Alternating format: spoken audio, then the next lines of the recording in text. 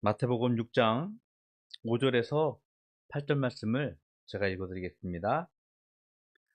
또 너희는 기도할 때에 외식하는 자와 같이 하지 말라.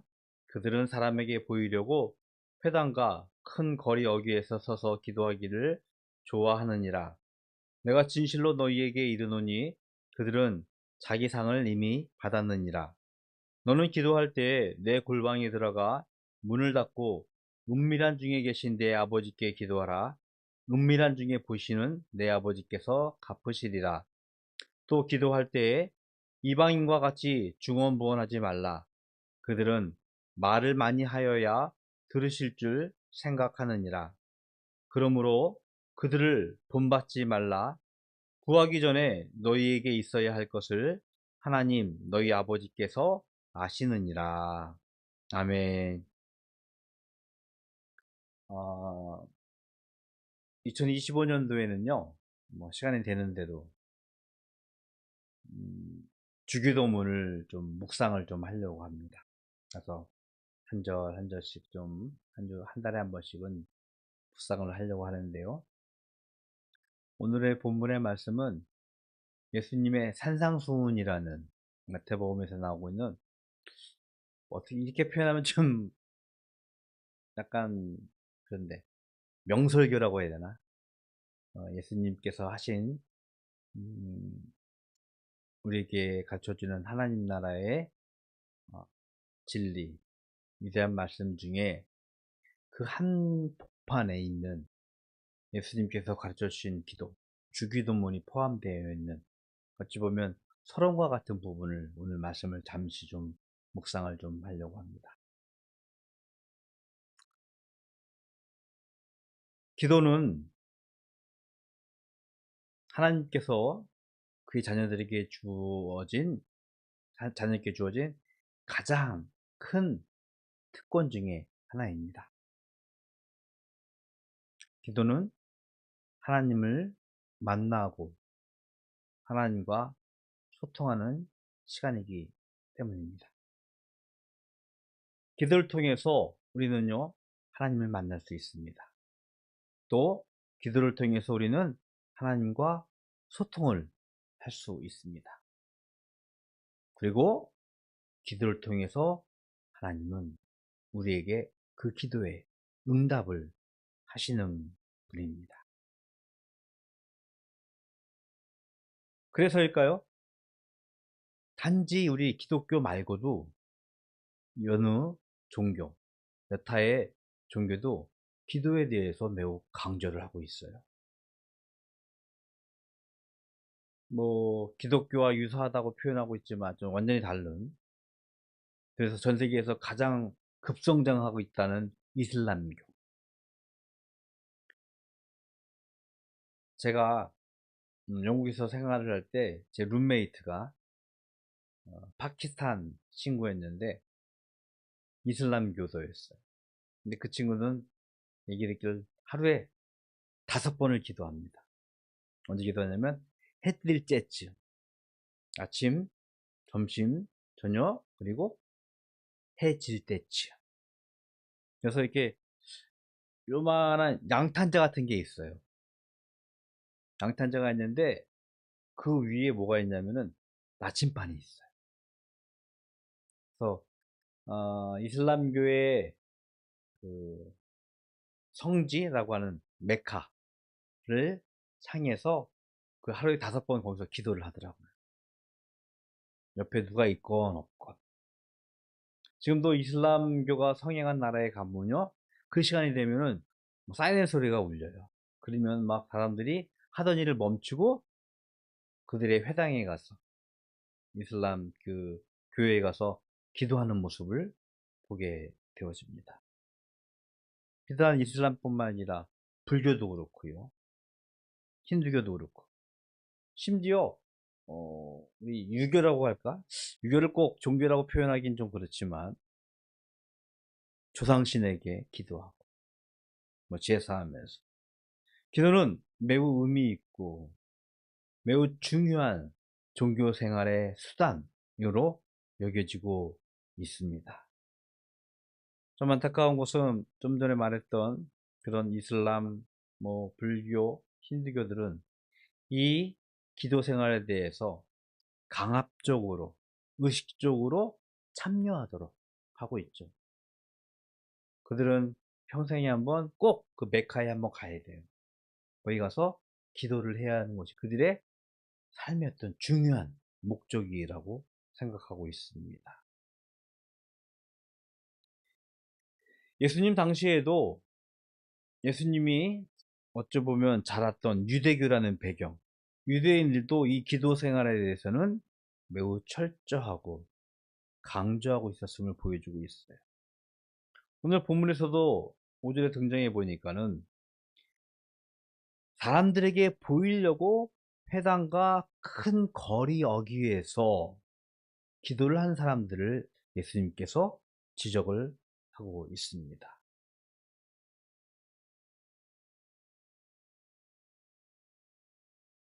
하나님과 그리고 신과의 소통이 하나님의 소통, 하나님과의 관계에는 관심을 갖지 않고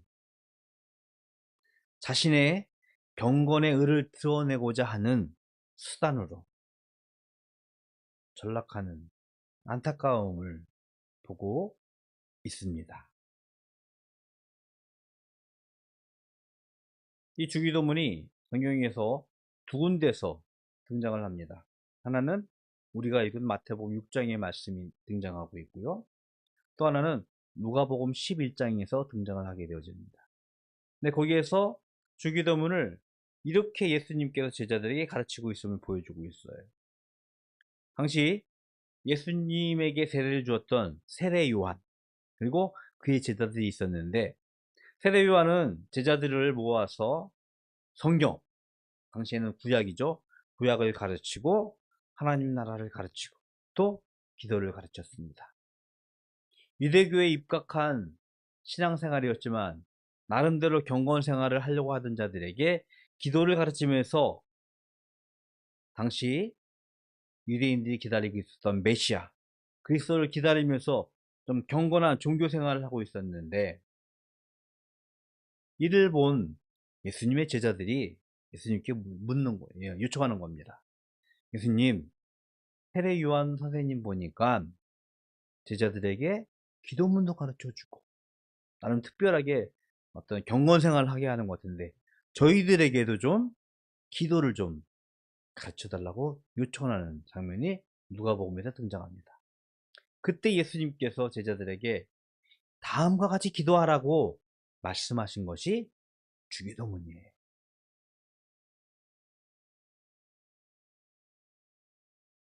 그런데 오늘 마태복음에서는 이 주기도문을 가르쳐 주기 전에 기도에 대한 자칫 우리의 오해, 우리의 또 왜곡된 자세들을 예수님께서 몇 가지 말씀하시면서 우리들에게 가르쳐 주고 계십니다. 오늘 본문 말씀을 비롯해서 좀 생각해 보겠는데요. 세 가지입니다. 첫 번째는 5절에 나온 말씀처럼 외식하지 말라라고 예수님께서 가르치셨어요. 말씀드린 대로 종교생활 가운데서 가장 용이하게 과장할 수 있는 것이 기도예요. 오늘 본문에서도 등장하는 것처럼 회당과 큰 거리 어기. 회당은 지금의 교회라고 생각해도 무방합니다. 당시 유대인들이 모여서 하나님의 법전을 읽고 말씀을 강의를 받던 그곳이었거든요. 그곳에서 사람들이 모이는 곳, 큰 거리 어기, 골목 앞에서 그 거리 앞에서 기도하는 모습 딱 보면 얼마나 경건해 보여요. 얼마나 신앙심이 깊어 보여요. 맞습니다. 그런데 안타까운 것은 신앙의 본질, 기도의 본질은 잃은 채, 즉 하나님과 만나고 하나님과 소통하고 하나님과 관계하는 것은 뒤로 하고, 내가 이만큼 기도합니다, 내가 이만큼 신앙생활을 합니다 라고 하는 사람들이 있음을 예수님께서 지적하시고 경계하시는 것입니다. 교회를 다니다 보면요, 신앙생활을 하다 보면 자천, 타천, 스스로건 혹은 타인에 의해서건 나는 기도 많이 하는 사람입니다, 저분은 기도 많이 하는 사람입니다 라고 과장되게 신앙생활을 한 사람들을 보게 되어집니다. 그런데 예수님께서 이들을 지적하시면서 오늘 본문에서 이렇게 말씀하십니다. 이들은 이미 자기 상을 받았다고. 하나님 앞에 나아가서 자신의 간구, 소원을 전하고 응답을 받는 것, 그 기도에는 집중하지 않고 자신의 종교적인 의를 드러내기 위한 과장된 기도의 장면, 그것이 외식입니다. 그 외식을 하는 자들을 예수님은 경계하라고 저희들에게 먼저 가르치고 있는 것입니다. 먼저 기도는요, 다른 사람들에게 보이려고 하는 것이 아니에요. 하나님과 만나고 하나님과 소통하는 것입니다. 두 번째, 6절인데요. 기도할 때 은밀한 중에 기도하라고 가르치고 있어요. 이 말씀은 외식하라는 말씀과 외식하지 말라는 경고와 이어지는 말씀인데, 예수님이 기도할 때 골방에 들어가 문을 닫고 은밀한 중에 계신 내 아버지께 기도하라고 우리들에게 말씀을 하고 있는 것입니다. 아무도 없는 골방, 문을 닫은 골방, 자신이 기도하는 모습을 남들에게 보여주지 못한, 남들에게 드러내지 못하는 것, 어찌 보면 신앙생활에 있어서 조금 매우 소극적인 모습처럼 보일 수도 있을 것 같아요. 하지만 예수님께서 골방에 들어가라고 하신 말씀은요, 삶의 모든 우선순위를 제거하고 먼저 오직 하나님을 바라보라고 하는 의미입니다. 우리가 살아가면서 우리가 하나님을 믿는 자녀라고 이야기는 하고 있지만 여전히 세상 속에서 삶의 문제들을 직면하고 있습니다. 삶의 아픔들을 직면하고 있습니다. 삶의 고달픔들을 직면하고 있어요. 여러분 어떻게 하십니까? 그럴 때마다 내 경험들, 내 지식들을 막 찾습니다. 아, 이럴 때 이렇게 해결해야지, 이럴 땐 이렇게 해결해야지. 그러나 예수님께서 우리들에게 기도하라고 명령하신 것은요, 즉 골방에 들어가라고 말씀하신 것은요, 내가 가지고 있는 삶의 어떤 지식, 경험, 지혜를 좀 내려놓고 먼저 하나님을 바라보라는 의미입니다. 하나님께 그 삶의 문제를, 삶의 어려움들을 내어놓고 하나님께서 주실 응답을 기대하라고, 하나님께 맡기고 하나님을 신뢰하라고 우리들에게 명령하신 거예요. 그 은밀한 중에 하나님과 만나라고 우리들에게 예수님은 말씀을 하신 것입니다. 그리고 세 번째, 7절의 말씀처럼 이방인과 같이 중언무언하지 말라, 말을 많이 하지 말라라고 우리들에게 말씀을 하십니다. 재석아, 이방인이 뭔지 알아? 이방인은 어찌 보면 문자적인 의미로는 우리는 뭐 한민족이라고 합시다. 한국민족. 그러면은 일본 사람, 뭐 중국 사람, 다른 나라 민족을 이방인이라고 할 수 있어요. 물론 유대인들은 혈통을 매우 중시하고 있기 때문에 이방인을 그런 개념으로 사용을 하고 있는 것이 분명합니다. 그런데 성경에서 말씀하고 있는 이방인은요, 보다 구체적으로 하나님을 믿지 않고 다른 신을 섬기는, 우상을 섬기는 자들을 이방인이라고 분리를 하고 있어요. 우리는 하나님을 믿고 있습니다. 그런데 다른 이들은 바알을 믿고 아세라를 믿고, 뭐 우리 종교로 온다면 부처를 믿고 소를 믿고.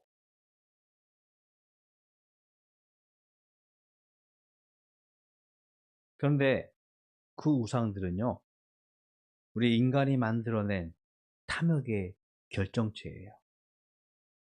그래서 그 우상은요, 우리가 아무리 이야기하고 아무리 뭘 보여줘도 듣지도 못하고 보지도 못합니다. 그렇기 때문에 막 소리 지르는 거예요. 뭘 해주십시오, 뭘 해주십시오 라고 막 소리를 질러도 우상은 듣지를 못합니다. 엘리야가 갈멜산 위에서 당시 바알을 섬기는, 아세라를 섬기는 이방 선지자들과 대결을 하게 되어집니다. 그들이 먼저 제단을 쌓아요. 나무를 높이 쌓고 거기다가 불을 붙여달라고 그들의 신에게 막 절을 하고 기도를 합니다. 자신의 몸을 상처를 내어가면서. 그러나 응답하지 않아요. 왜? 우상은 인간이 만들어낸 탐욕의 결정체, 죽은 신도 아니에요. 아무것도 아니기 때문에. 그러나 엘리야는요, 단번에 하나님의 응답을 받죠. 그 쌓아 올린 나무 위에 하늘에서 불이 떨어져서 하나님께서 그에게 기도를 응답하시는 장면이 있습니다. 이방인과 같이 중언부언하지 말라, 말을 많이 하지 말라라는 것은요, 하나님의 듣지도 못하고 보지 못하는 이방인들 우상과는 다르다는 것입니다.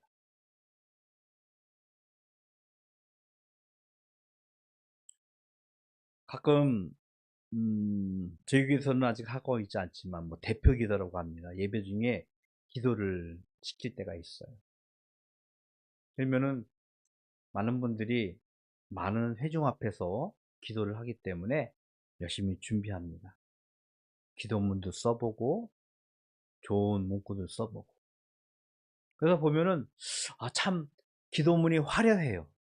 좋은 말들로 가득할 때 있어요. 물론 시인이라면 그들이 쓴 기도문을 읽다 보면 자연스럽게 그 기도문 자체 때문에 은혜가 될 때도 분명히 있어요. 그런데 여러분에게 물어보고 싶어요. 어린아이가 부모님과 소통을 합니다. 재은이 재석이가 엄마 아빠한테 이야기를 해요. 화려한 문장으로 온갖 미사여구를 통해서 어머니, 사랑하는 어머니, 사랑하는 아버지, 제게 맛있는 밥을 주십시오라고 해야지 엄마 아빠가 응답을 할까요? 아주 단순하게 엄마 배고파, 엄마 밥 줘 하면은 응답하는 게 부모예요.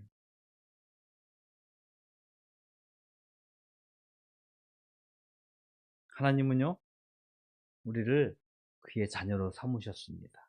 그리고 우리와 소통하고 우리와 관계하고 싶어 해요. 그리고 우리가 하나님께 나아가서 기도하기를 원해요. 그런데 물론 좋은 문구, 화려한 어떤 문장으로 하면 좋지만 안 그래도 좋아요. 하나님 배고파요. 하나님 뭐가 급해요. 뭐 해주세요. 라고 단순하게 오늘 본문의 말씀처럼 중언부언하지 않아도, 말을 많이 하지 않아도 들으시는 분이 하나님이세요. 예수님은 이들을 경계하라고 합니다. 이방인처럼 중언부언하지 말고 말을 많이 하는 기도, 그것을 경계하면서 하나님을 온전히 신뢰하기를 우리에게 요구하고 계신 것입니다. 예수님은 주기도문을 가르치기 직전에 이런 자들을 본받지 말라고 우리에게 말씀을 하셨습니다. 이런 자들을 경계하라고 말씀하십니다. 왜냐하면 기도는 하나님을 만나고 그와 소통하고 그와 관계하는 가장 의미 있는 신앙의 본질이기 때문입니다. 그것은 매우 은밀하고 때로는 절대적으로 진솔한 관계라는 것을 여러분 깨달아야 합니다. 예수님께서 마태복음 6장에서 하다 보면 쭉 뒤에 이런 말씀을 하십니다. 6장 33절의 말씀인데요. 그런즉 너희는 먼저 그의 나라와 그의 의를 구하라. 그리하면 이 모든 것을 너희에게 더하시리라. 여러분, 우리가 하나님께 하나님 나라와 하나님의 의를 구하면요, 우리가 어찌 보면 필요한 모든 것을 하나님께서 주신다고 하십니다. 왜? 하나님은 우리에게 필요한 것이 무엇인지 알고 그것을 응답하실 준비가, 아니 그것을 응답해 주시는 분이기 때문입니다. 그래서 우리가 기도해야 할 것은, 예수님께 우리에게 가르쳐 주신 것은 그가 가르쳐 주신 기도문, 주기도문이 되는 것입니다. 여러분, 우리의 필요를 모두 아시는 하나님을 만나시고요, 그와 소통하시고요, 그와 관계함을 통하여서 이 땅 위에서 하나님의 자녀로 우리 살아가는 바다교회 가족이 되기를 주님의 이름으로 축복을 드리겠습니다. 기도하겠습니다. 좋으신 하나님, 감사합니다. 예수님께서 기도를 가르쳐 주기 전 몇 가지 기도에 관한 오해와 왜곡들을 풀어주셨습니다. 항상 기도하라고 저희들에게 명령하셨는데 기도가 무엇인지 다시 한번 저희들을 깨닫게 하시고 기도를 통하여서 하나님을 만나고 소통하고 관계하고 그의 응답을 들을 수 있는 저희들 되게 하여 주시옵소서. 우리가 예수님의 기도문을 배워가고 익히는 긴 여정을 시작하고자 합니다. 이미 해왔던 기도의 생활이지만 다시 한번 우리의 기도를 되돌아보면서 온전히 하나님 앞에 나아가는 저희들 될 수 있도록 축복하여 주시옵소서. 이 시간 하나님께 구별하여 예물 드립니다. 예물 드린 손길 하나님께서 축복하여 주시옵소서. 그들이 온전히 하나님께 맡기고 하나님을 의지하는 그 믿음을 보시고 그들의 삶을 통하여서 하나님의 무한한 영광이, 하나님의 무한한 축복이 삶 속에서 넘쳐날 수 있도록 축복하여 주시옵소서. 지금은 우리 구주 예수 그리스도의 은혜와 하나님 아버지의 그 크신 사랑하심과 성령님의 교통하심이 예수님의 기도를 익히고 배우고 그 기도를 통하여서 이 세상에서 살아가기를 소원하는 모든 성도들 머리 위에 영원